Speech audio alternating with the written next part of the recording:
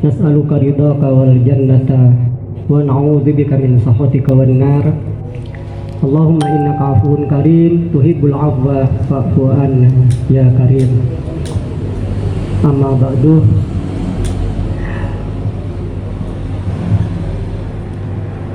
Sepeten kaula takdimi, peten kaula muliakan Prof. Suriah MWC NU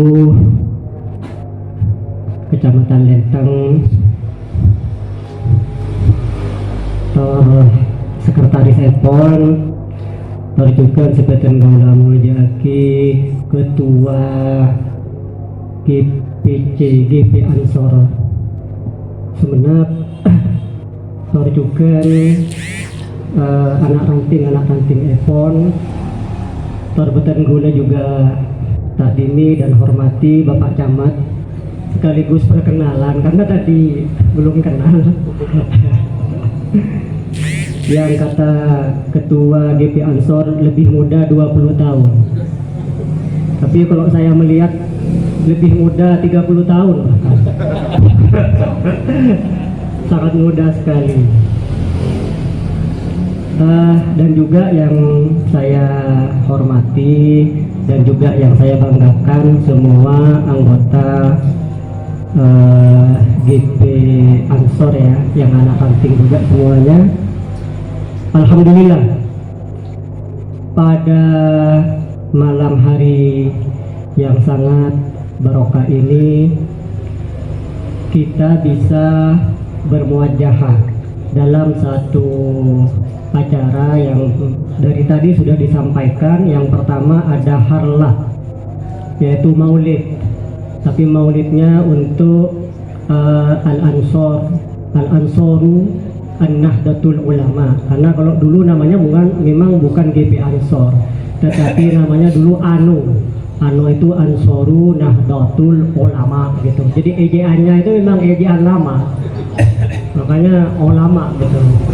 Jadi ejaan lama yang kemudian itu menjadi referensi yang legitimate saat diadakan konferensi NU di Banyuwangi tanggal 9 September, tanggal 24 sampai 26 September itu tahun 1943. Kira-kira begitu sejarahnya. Makanya kalau tadi disebut usia GP Ansor yang berdasarkan dokumen resminya itu berusia 87 tahun. Bukan usia yang kaleng-kaleng. Kalau bahasanya anak milenial sekarang itu bukan usia yang kaleng-kaleng. Artinya ini usia yang lebih tua dari kemerdekaan Republik Indonesia sendiri. Yang kita tahu Indonesia aja usianya baru 75 tahun. Tapi GP Ansor melampaui usia Indonesia. Ya tentu ya usianya tetap di bawah Nahdlatul Ulama tentu ya. Tetapi kalau kita merujuk kepada cikal bakal berdirinya Ansor itu sebenarnya sudah muncul pada tahun 1912 ketika namanya masih Nahdlatul Wathon waktu itu. Artinya dari usia ini sebenarnya sudah usianya 1 abad lebih, sudah 100 tahun, 105 tahun. Artinya sekali lagi kalau bicara usia, gerakan pemuda Ansor yang sekarang dikenal itu ya mau dibilang tua ya iya, tetapi tuanya organisasi ini adalah tua yang betul-betul memiliki satu konteks sejarah yang luar biasa di dalam perjuangannya. Oleh karenanya saya juga mengucapkanlah selamat harlah GP Ansor yang ke-78 ke-87, memang agak kebalik-balik ya. Selamat, jadi selamat berhala. Apa yang kira-kira nanti bisa kita petik dari hari lahir GP Ansor yang sudah usianya sudah sangat sangat tua ini gitu ya. Kemudian yang kedua tentu kita memanjatkan puja dan puji syukur kita kepada Allah Subhanahu wa taala. Mudah-mudahan puasa yang tadi sudah disebut sudah masuk di malam ke-16, yang ini sudah masuk 10 hari kedua. Jadi katanya awaluha rahmatun, jadi yang pertama kita sudah lewatin, mudah-mudahan itu betul-betul menjadi rahmat untuk kita semua.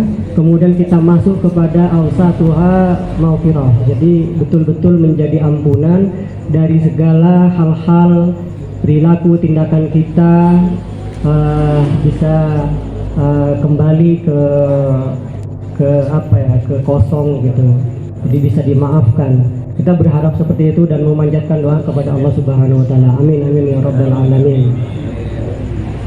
Jadi memang yang kedua ini tadi terkait dengan satu peristiwa sejarah yang juga luar biasa, yaitu terkait dengan nuzulul Quran. Tadi sudah disebut, yang juga kalau kita bicara lama, sudah sekitar 15 abad yang lalu kita mengenal Islam itu gitu ya. Jadi ini bukan waktu juga yang sebentar. Mudah-mudahan nanti dengan mencoba merefleksikan harlah dan kemudian kaitannya dengan nuzulul Quran yang malam ini kita rayakan, kita bisa menuju satu tema yang dibawa oleh GP Ansor sendiri, yaitu transformasi media juang. Itu luar biasa. Kalau saya lihat temanya itu transformasi media juang, itu bahasanya luar biasa itu. Gerakan pemuda Ansor gitu. Para kiai, para asatid, kemudian para penggerak atau juga para anggota DP Ansor yang saya hormati dan yang saya banggakan. Sebenarnya kalau disebut narasumber itu mungkin tidak terlalu tepat, karena temanya kan ngaso ya. Kalau dalam bahasa ngaso, bahasa Maduranya itu kan kalau kita sudah bekerja sangat capek, sangat keras, lalu kita bahasanya ayo ngaso kan ya. Bahasa ngaso itu kan tai santai. Nah artinya karena tai santai ya kita ngobrol-ngobrol santai saja gitu kan ya. Jadi karena ini bukan penceramah, ini adalah sohibul bait yang kemudian tiba-tiba ditembak harus memberikan materi gitu. Masalahnya di situ. Saya sebenarnya kemarin sudah ingin menolak ini, karena sudah berapa hari bahasa orang Madura itu eketek belon. Dan saya bersyukur karena tadi malam suara saya itu masih serak-serak kering. Alhamdulillah sekarang karena ada di forum ini, majelis ini, suaranya menjadi lumayan bagus. Ya kalaupun basah tapi tidak sampai tak sampai makanya mohon maaf nanti kalau misalnya tidak terlalu lama gitu ya. Kemarin juga dalam konteks ini saya sebenarnya sudah pernah ngisi juga di GP Ansor dalam konteks ngopi bro gitu kan. Jadi memang Ansor itu punya istilah-istilah yang milenial gitu, yang itu membuat saya sangat apresiatif lah kalau bahasanya orang sekarang itu.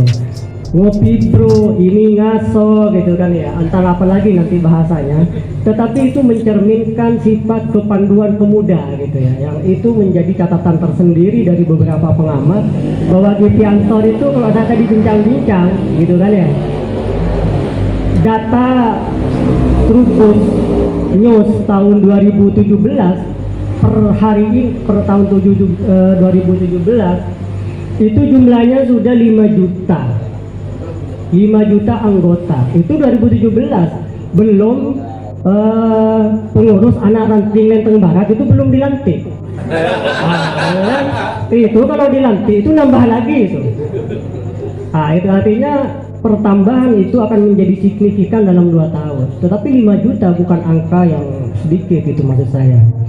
Artinya bisa dipastikan dari 37 pengurus wilayah setingkat provinsi itu, pengurus Ansor ada di situ gitu. Dan juga misalnya ada di sekitar 498 PC pengurus cabang, termasuk Semenam itu sudah masuk gitu kan ya. Ini luar biasa. Artinya saya ingin mengatakan kepada kita semua bahwa Ansor itu, kalaupun hari ini katakanlah kita merayakan harlahnya di Lenteng Barat, tetapi dia punya jejaring yang tidak bisa dipandang remeh gitu secara nasional. Bahkan baru kemarin sudah dibentuk cabang internasional di Korea Selatan. Artinya kita berbicara tentang sebuah jaringan organisasi yang luar biasa gitu. Makanya kalau kemudian Bapak Camat hadir di sini sebagai representasi perwakilan pemerintah, itu tidak salah kalau kemudian berafiliasi dengan Ansor gitu.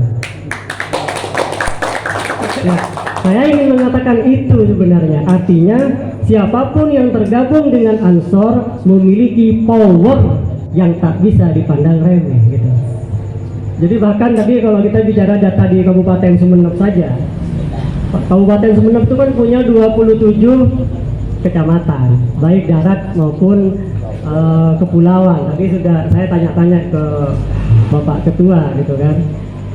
Atau juga punya, kalau data Bapeda itu punya 334 desa. Artinya kalau ini terisi semua, sayangnya tadi cuma saya lihat ada 270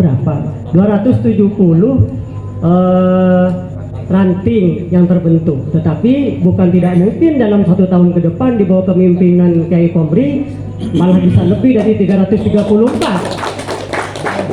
Karena kalau di NU itu kan tidak ada istilah yang mati, semuanya hidup. Dan itu terlihat ketika kita misalnya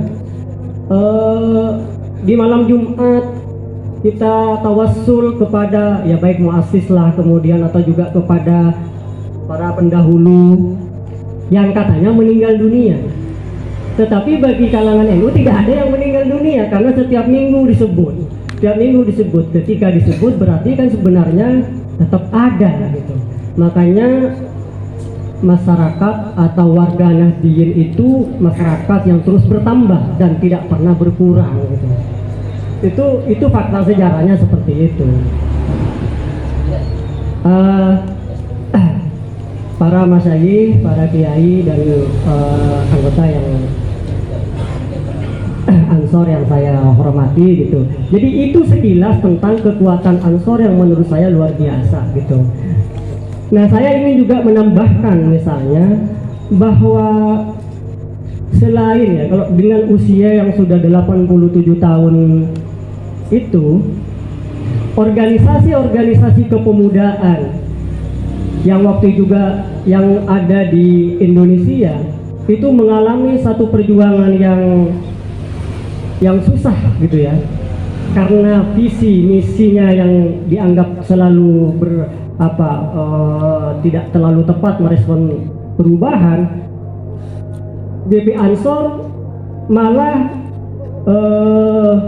memberikan satu respon yang luar biasa dalam konteks membentuk sebuah organisasi kepemudaan gitu ya, per hari ini, karena terus bertambah gitu, sehingga tidak salah kalau kemudian ketua umumnya tadi sudah disebut, yaitu Gus Yakut menjadi salah satu menteri di dalam kabinet Indonesia Maju ya gitu.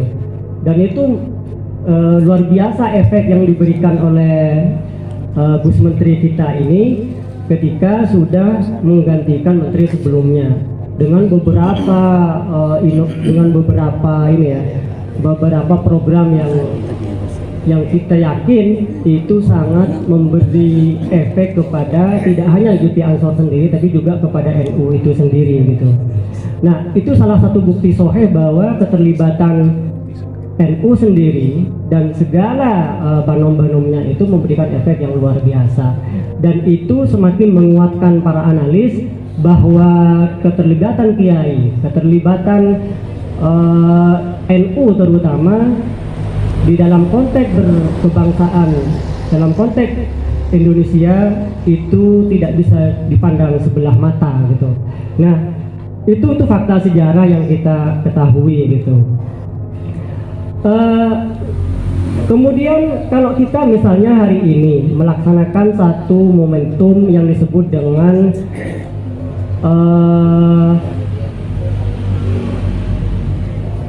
nuzulul Quran gitu ya. Hal yang penting dari nuzulul Quran itu kan sebenarnya ada pada ayat pertama yang turun kalau saya melihat, yaitu adalah pada ayat Iqra-nya itu, Iqra bismi rabbikal ladzi khalaq itu. Nah, kekuatan Iqra ini ketika pertama kali turun kepada Nabi Muhammad, waktu itu dia belum seorang rasul, tapi dia adalah seorang nabi. Artinya kalau seorang nabi, dia tidak punya kewajiban untuk menyampaikan kepada umatnya. Jadi Iqra, kalau fondasi Iqra ini kita pahami sebaik dan sedalam mungkin dalam konteks kita hidup dalam bermasyarakat gitu ya. Artinya orang itu sebelum menyampaikan sesuatu, menyampaikan pesan-pesan moral, pesan-pesan katakanlah edukasi dan semacamnya kepada masyarakat, maka dia harus Iqra dulu gitu loh. Iqra itu dalam pengertian kita harus melek literasi, artinya membaca fenomena-fenomena tekstual, membaca fenomena-fenomena alam gitu ya, seperti yang Nabi sendiri melakukan dan merenungkannya di dalam sebuah Hero yang katanya merupakan satu tempat di mana pembentukan mental Nabi itu betul-betul digodok di situ. Artinya ini juga hikmah bagi kita bahwa ya Ansoriyah, ini kan kaum Ansor nih masalahnya ini kan ya. Kaum Ansor ini juga setidaknya pertama sebelum katakanlah menyampaikan perjuangan kepada banyak orang, maka dia harus menyiapkan diri dulu dalam konteks ya Iqra itu tadi, membaca diri, membaca semua hal yang harusnya nanti kita menjadi modal sosial, modal intelektual, modal modal pengetahuan kita gitu ya. Jadi di sini dengan kata Iqra bismi rabbikal ladzi khalaq itu tadi. Baru kemudian setelah periode atau fase Iqra ini selesai, maka kemudian turunlah ayat yang kedua, yaitu ayat atau surat Al-Muddatsir. Di mana pada surat Al-Muddatsir ini disitulah sudah mulai jelas bahwa sudah ada pesan Tuhan yang berbunyi ya ayyuhal muddatsir gitu ya, wahai orang yang berselimut. Artinya orang yang masih membungkus diri itu, maka bangunlah gitu kan ya, fa'anzir. Baru kemudian pesan Iqra tadi perlu disampaikan kepada banyak orang. Disinilah baru Nabi Muhammad telah dideklarasikan oleh Tuhan sebagai manusia yang harus menyampaikan risalah gitu. Artinya ini juga menarik untuk kita cermati ya dari dua surat yang turun pertama ini, yaitu Iqra dan Al-Muddatsir itu sendiri gitu. Artinya pada fase kedua ini kita disuruh sudah bangkit. Kenapa kita harus bangkit? Karena kita sudah Iqra, kira-kira begitu. Baru kemudian kita fa'anzir, kemudian warabbuka fakabbir, kan kira-kira begitu. Maka agungkanlah dengan spirit ketuhanan, dengan spirit religiusitas. Maka kemudian wasiyabaka fatahhir, maka bersihkanlah baju-baju kita. Ya tentu istilah baju di sini bukan sekedar bisa makna secara dohiriah baju kita yang seperti ada cap. Kalau saya ada NU-nya, kalau anda semuanya kan ada Ansornya, ada macam-macam sebagai identitas gitu ya. Tetapi maksudnya kita harus membersihkan diri kita gitu kan ya, dan seterusnya. Nah, beberapa pesan ilahiyah yang turun di awal ini menurut saya itu nanti akan sangat penting ketika dikaitkan dengan tema yang diusung oleh Ansor sendiri pada Harlah yang ke-87 itu, yaitu transformasi media juang gitu ya. Artinya harus diakui selama 87 tahun lamanya bahwa media, kalau kita bicara tentang media yang dilakukan itu terus berkembang. Misalnya kalau kita lihat revolusi komunikasi, dalam konteks manusia itu mengalami sampai 4 kali komunikasi, revolusi komunikasi manusia. Yang pertama dalam catatan saya 4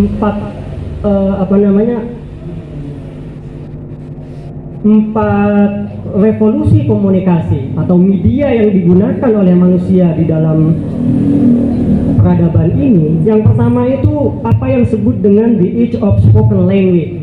Jadi itu dalam bahasa, nggak tahu ini biasanya bahasa akademis gitu kan ya, bahasa reng budak gunung. Itu namanya the age of spoken language gitu. Jadi media yang dipakai pertama adalah orang berbicara dengan komunikasi lisan, kira-kira begitu. Dan saya yakin di awal-awal sekali media juga yang dilakukan, yang digunakan oleh termasuk GP Ansor di sini adalah menggunakan kekuatan orasi atau narasi lisan gitu. Dan itu di masa-masa awal terjadi begitu. Artinya kita juga bisa menggunakan media ini untuk memperjuangkan visi misi daripada GP Ansor sendiri gitu ya. Itu yang pertama. Kemudian yang kedua, komunikasi manusia itu masuk pada wilayah yang namanya the age of writing. Jadi satu fase tulisan gitu. Kalau dulu misalnya kita di kampung masih lihat ya, kalau kita mau ngundang orang datang ke satu acara, itu tinggal orangnya datang, tinggal bilang, lalu kemudian nitip pesan. Abdina epakon siapa ajunan ya nolongku, kira-kira begitu. Itu dulu. Hari ini sudah mulai canggih. Yang dipakai sudah lisan enggak? Kalaupun ada yang masih pakai, tapi ada yang sudah lebih canggih sedikit. Undangan sudah di print, bahasanya sudah tulisan gitu kan ya, sudah ditulis, disampaikan gitu kan ya. Sekarang kita biasanya sudah sudah tidak ketemu orangnya, nggak ada masalah, tiba-tiba di balik pintu atau di emperan di meja sudah ada undangan. Seperti halnya undangan kepada narasumber juga sekarang enak, tiba-tiba ada surat dimohon menjadi narasumber, enak itu kan.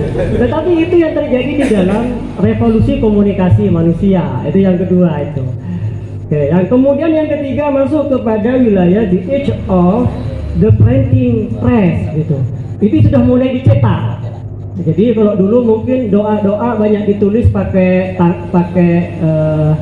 keterampilan tangan, kira-kira begitu. Pakai hotul jamil. Kalau nggak jamil bukan hot katanya. Iya, kalau anak-anak sekarang jangan disuruh nulis hot, itu tidak jamil gitu. Karena sudah lebih canggih masalahnya gitu rata-rata. Nah ini sebenarnya melanjutkan tradisi menulis tadi, tetapi dalam bentuk cetakan, artinya melibatkan mesin gitu loh, melibatkan mesin yang lebih high, yang lebih canggih gitu, kira-kira begitu. SK sekarang ya jarang-jarang pakai tulis tangan, kan gitu, jarang-jarang sudah pakai tulis tangan, harus pakai komputer gitu. Jadi itu komunikasi yang terjadi. Kemudian yang terakhir ini yang menarik menurut saya, yang ini terkait dengan masa kita hari ini adalah the age of mass mediated communication gitu. Jadi yang terakhir ini adalah komunikasi, orang itu sudah menggunakan alat komunikasi. Ini yang kemudian mereduksi semua yang tadi saya sebutkan itu tadi gitu loh.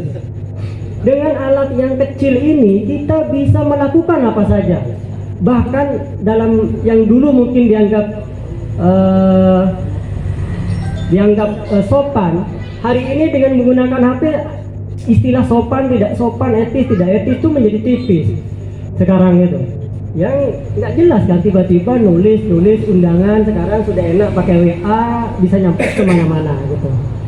Tapi memang masanya seperti itu gitu ya. Artinya kita tidak bisa kemudian menyalahkan perkembangan zaman yang sudah masuk kepada yang terakhir ini, the age of mass mediated communication itu.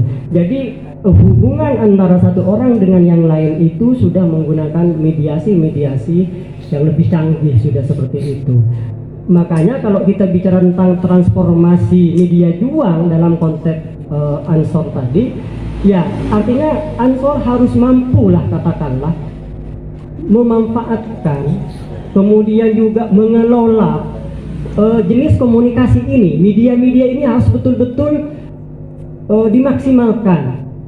Kayak sekarang itu ya, kegiatan yang terjadi di sini itu bisa diakses oleh siapapun ketika dia masuk dalam sebuah jaringan sosial yang disebut dengan media sosial itu.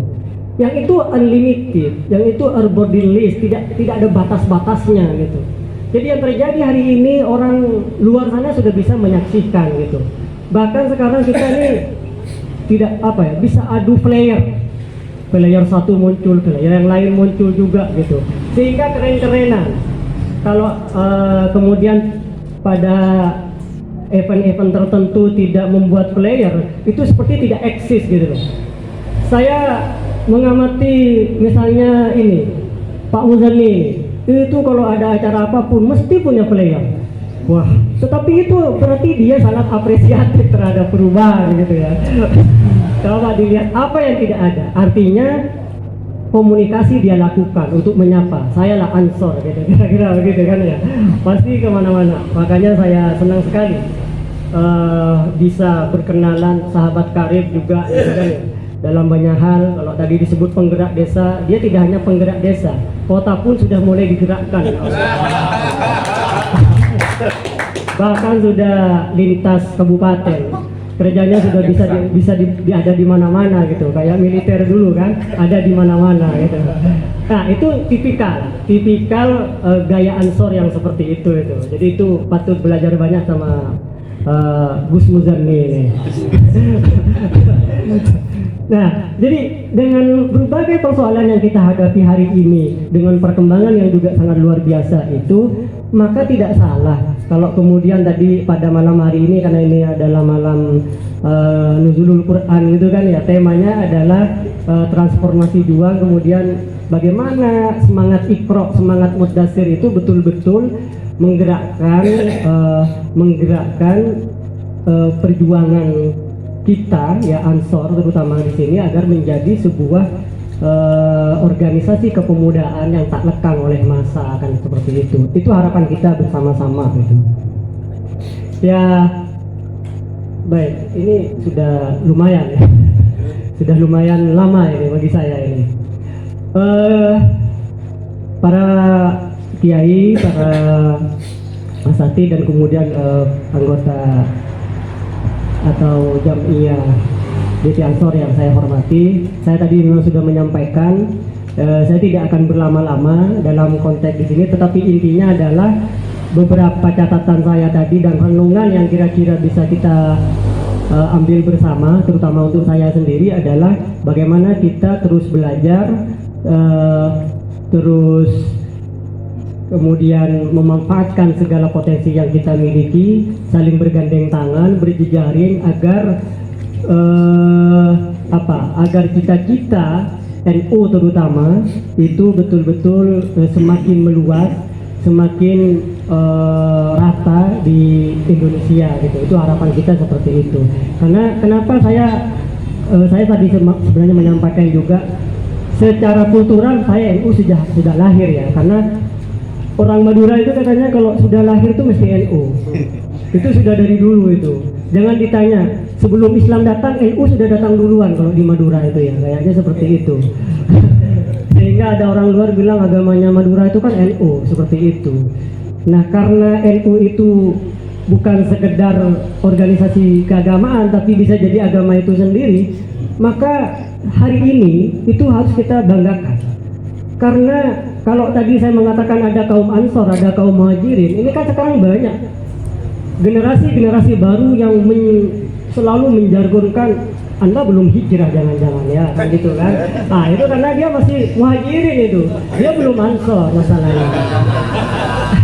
Nah kalau Ansor itu kan ya yang biasanya mani Nabi ya, Ansor itu dampingin Nabi, sering memang bantu-bantu Nabi, nolong Nabi gitu, menyediakan fasilitas. dan segalanya itu kaum Ansor gitu. Maka betul tadi kata Muri, kalau ke Ansor itu jangan mengharapkan apa-apa, tetapi kalau bisa memberikan apa-apa, kira-kira begitu itu loh. Jangan berpikir mendapatkan apa, kira-kira begitu, tapi berpikirlah untuk memberikan apa gitu. Jadi ini menarik karena kalau kita kaji kaum muhajirin ini atau yang kaum hijrah itu dengan kaum Ansor itu di situ sebenarnya letak perbedaannya. Kaum Ansor itu kaum yang mapan sebenarnya, mapan secara ekonomi, mapan secara ideologi. Tetapi muhajirin ini kaum yang selalu bergerak. Ada angin ke barat dia bisa ke barat, angin ke timur dia bisa ke timur gitu. Sehingga karena dia selalu bergerak, ideologinya bisa nggak jelas. Gitu. Ideologi bisa nggak jelas. Makanya berbanggalah para kaum Ansor ini yang ada di sini ini karena Anda termasuk orang-orang yang masuk dalam kategori yang luar biasa di dalam pengkategorian itu gitu. Sehingga maksud saya ini juga menjadi menjadi kelebihan Ansor. Jadi kalau kita lihat kembali lagi misalnya kepada perjalanan Ansor selama ini, mereka organisasi ini tidak hanya bergerak dalam bidang keagamaan dan politik saja. Dalam perkembangannya misalnya sudah banyak program seperti Banar, kalau yang paling keren kan itu kan, Badan Anti Narkoba itu kan ya. Ada lagi yang bersama Densus 99 kemarin sudah masuk juga menjadi organisasi yang ya termasuk yang mencegah terjadinya aksi terorisme gitu. Yang hari ini beberapa tahun terakhir kita dilanda oleh aksi-aksi teror yang menurut saya tidak bertanggung jawab itu. Atau juga misalnya dalam tadi sebut, saya sempat bincang-bincang juga dengan ketua PC Ansor Lenteng tentang adanya MAT gitu, Ansor MAT gitu, artinya pemberdayaan ekonomi umat gitu. Jadi Ansor ini lama-lama saya katakan tadi dia bisa membangun negara sendiri melebihi Indonesia gitu. Ya karena luar biasa, tentara punya Banser kan gitu kan ya. Yang kalau dari baju itu sudah sulit dibedakan dengan sulit dibedakan dengan yang angkatan militer itu kan. Bahkan saya yakin lebih teguh ini ketimbang yang sana itu kan. Karena biasanya gesaannya itu tidak hanya di luar tapi di dalam juga kan. Makanya ada cerita kalau Banser masih masuk angin berarti jajaannya itu masih kurang kuat. Kalau saya ya ini masuk angin sudah karena bukan Banser ini. Jadi itu tadi, jadi saya mungkin hanya itu ya. Jadi mohon maaf ini tidak banyak, mungkin tidak banyak hal yang bisa saya sampaikan karena juga waktunya sudah malam gitu. Dan saya mohon maaf betul mohon maaf karena memang